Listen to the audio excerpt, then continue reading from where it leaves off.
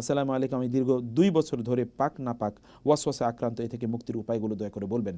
সুবহানাল্লাহ, এটা ভয়ঙ্কর একটি ওয়াসওয়াসা, শয়তানের পক্ষ থেকে এটা ভয়ঙ্কর একটা ধোঁকা। এই ধোঁকা থেকে প্রিয় ভাই আপনাকে বাঁচতে হবে। বাঁচার জন্য আমি কয়েকটি টিপস বলে রাখি।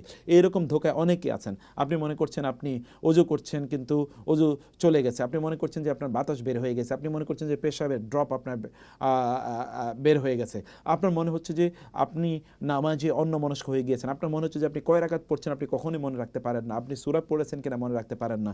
এরকম অনেক ধরনের শয়তানের ওয়াসওয়াসা আছে আল্লাযী ওয়াসওয়িসু ফি সুদুরিন নাস মিনাল জিন্নাতি ওয়ান নাস, যেখানে আল্লাহ সুবহানাহু ওয়া তাআলা বলেছেন শয়তান কিন্তু মানুষের অন্তরে ধোঁকা দেয়।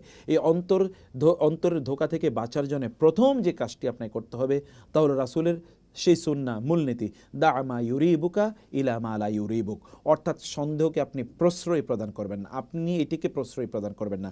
আপনি যা করেছেন তার উপর আপনি অটুট থাকুন। যেমন আপনি উজু করেছেন, অতএব আপনি সালাত আদায় করুন। যদি আপনার মনে হয় যে আপনার পেশাব এক ফোঁটা বের হয়ে গেছে অথবা আপনার বাতাস বের হয়েছে, যতক্ষণ আপনি দুর্গন্ধ পাবেন না, যতক্ষণ আপনি আপনার জামা কাপড়ে আর্দ্রতা, পেশাবের ফোটার আর্দ্রতা উপলব্ধি করবেন না, ততক্ষণ মতো আপনি সালাত আদায় করেই যাবেন। শয়তানকে আপনি আশ্রয় দেবেনই না।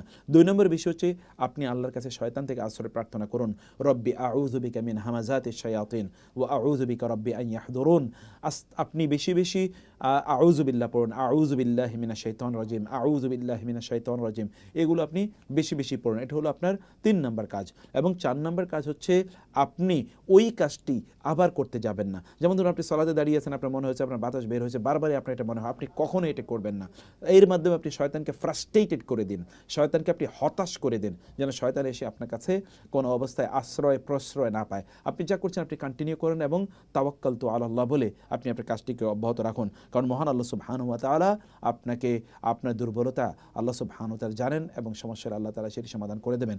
কিন্তু এটা যদি আপনি প্রশ্রয় দেন, কোনো একটা সময় আপনাকে শয়তান পথভ্রষ্ট করে ছাড়বেই। অতএব শয়তানকে আপনি করবেন না। আর পঞ্চম একটা টিপস দিয়ে রাখি, আপনি একজন ডাক্তার, সাইকোলজিস্ট, একজন মানসিক ডাক্তারের সাথে আপনি দেখা করুন, তিনি আপনাকে ইনশাআল্লাহ কিছু সাহায্য করতে পারবেন।